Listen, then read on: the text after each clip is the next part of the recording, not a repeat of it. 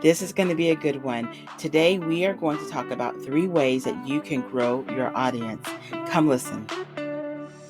Welcome to the Behind Her Brand podcast with your host, DeShields-Spencer. Every week, join Kimberly and her guest for inspiring interviews with passionate business builders, corporate leaders, and catalysts of change. Plus, we will be sharing business and career building strategies and tools that you can use to grow. So let's dive into today's episode. Hey everyone, and welcome back to another episode of our Behind Her Brand podcast. And I'm your host, Kimberly DeShields-Spencer. And today we are going to talk about 3 ways to grow your audience very quickly. But before I jump into that, let me just first say thank you. Thank you. Thank you. Thank you. You know, one of the things that we are so grateful for is the feedback we've gotten on our podcast.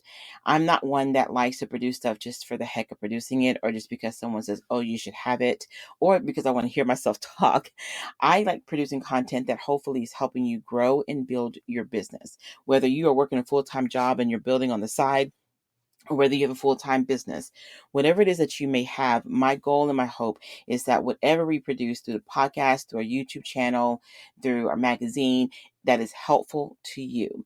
So the feedback has been great. Thank you. Please keep it coming because our team wants to know if this is helpful for you. Okay. So we are going to talk about 3 ways to grow your audience. And so let me say this. Whenever you're developing your growth plan, and that's something we can talk about later, but you definitely need to have a growth plan. You don't want to wake up every day and say, okay, I'm just doing day-to-day stuff. No, have a plan, have some focus. That is very key.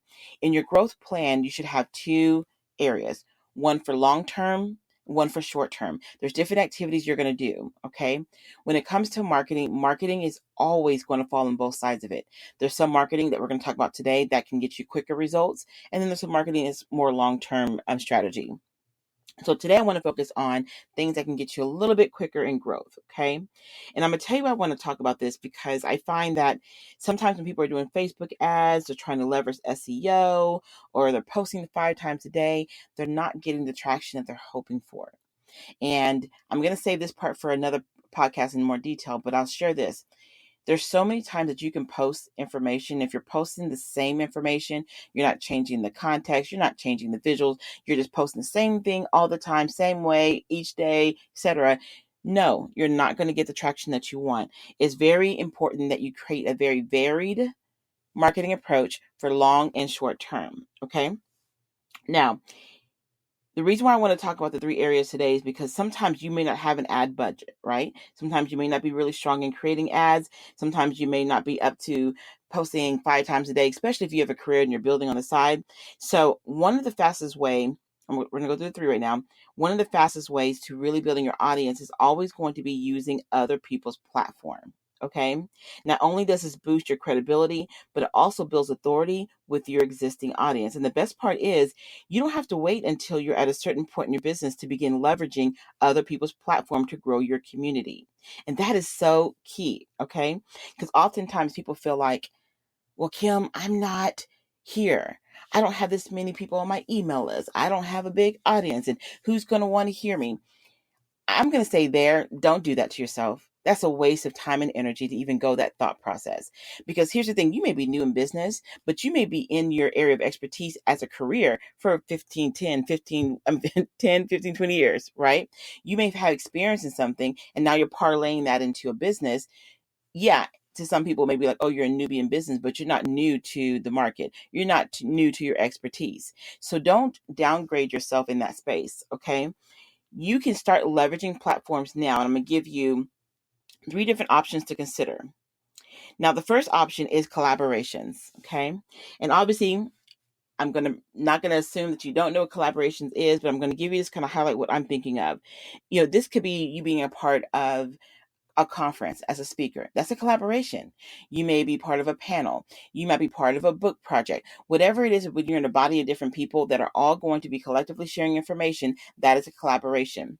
One of the most successful collaborations I've ever done, we used to do, for a number of years, book group projects, okay?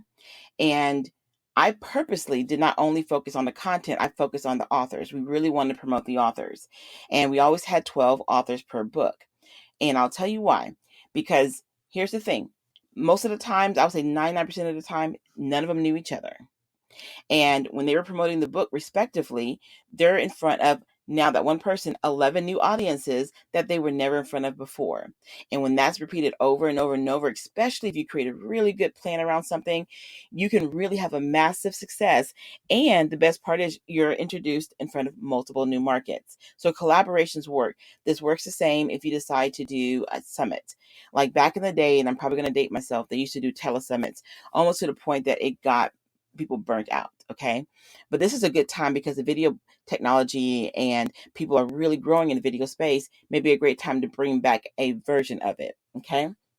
Now, what that is that you can have a number of experts come together and you're sharing advice, expertise. You focus on topics. It could be themed. It could be whatever you want it to be, but it's still a collaboration and you're in front of multiple markets. This is a great way, one, to create more visuals to your brand. It's a great way for you to get your expertise out there. People can hear your thoughts. They can hear how you process information. They can hear your experience. They can hear you differently, right? And it's a great SEO because when you're a part of different things, people are going to have you on their website, their social media. They may have you in written materials, whatever it might be. Your name's going forth in multiple formats, and that is helpful for you. So look at what kind of collaborations can you do right now in your business that can help propel you forward. The second is to be a guest blogger. This is very, very important, especially in your area of expertise. Okay. Now, here's the thing. Guest blogging, I've heard so many people say that it's not as effective as it used to be. And it is. It is. Here's why some people may feel like it's not as effective as it once was. There was a time where you can post a blog, and depending on what platform you want to use it in, your personal or a designated site, traffic would be driven there, right? But now as technology has grown, we just recently, now we're still in actually a little bit of a pandemic, technology has changed completely. So there's so many more people online, so many more people blogging, so many more people doing all types of things. So guest blogging is still very key. But what you need to do is take your guest blog and just don't leave it on the website. Just don't leave it on the page that you guest blogged at. Now put it on your website, put it on your social media, do an audio with it. Find different ways, put it in your newsletter, attach it to your email, create a downloadable PDF. Find multiple ways to use what you are doing in the guest blogging so you can increase your SEO. Okay. And this is a great way for people who love to read information, love to consume information in that format, to learn about you. And if you hyperlink it, which you should, direct back to your website. Okay. Another one is being a guest on a podcast. Now, this is always fun. And as you guys know, podcasts are rising. They are becoming one of the biggest platforms for people to consume information. People use it. They listen to them when they're driving, working out, etc.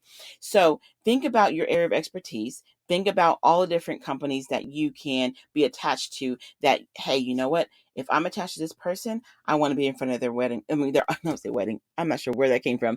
They want to be in front of their audience. But since I said wedding, let me give you an example around that. Say you're a photographer and you want to photograph weddings, right?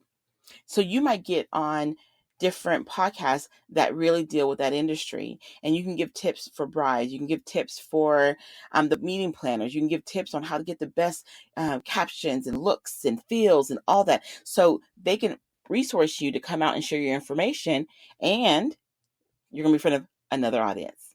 So as you can see from the different avenues I've given you, you're constantly in front of different audiences. Okay. So if you say, well, Kim, where do I find where I can be a guest blogger, a guest podcast host? I would say Google your niche, the things that are in your area of expertise. Google media related content in your area of expertise. So like, for example, I just mentioned about being a photographer. I might put on there, what are the top 50 blogs for photographers? I might put on there, what are the top 50 podcasts for photographers? And then I'll look at, okay, meeting planners, because as a photographer, obviously I'm probably going to want to do events. So I'm going to do the same thing and look up the top ones for that industry. If I want to get into, like I said, the weddings, I might look specifically for florists. I might look at DJs. I might look at different I would always call them sister groups that are connected to what you do, or could be good referral sources for you, and see how you can get your information onto their platforms. Because that's also very key. You can go directly into your area of expertise, but you can also look at all the sister companies that are connected to your brand so that you can speak to their respective audiences. Okay? So just to recap, you have collaborations, and that can look like so many different things. It could be an event. It could be a book project. It can be a video summit. It could be so many different things. Okay. So you can do collaborations.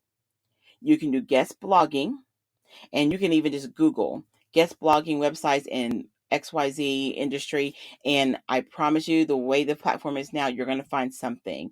And then you can reach out to those respective writers or fill out their forms in terms of how they want you to submit information, and so that they can consider you to guest blog.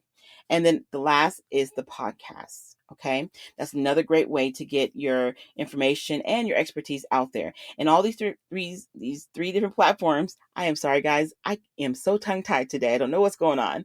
But in all these three platforms, the good thing is that they all have very strong potential SEO benefit.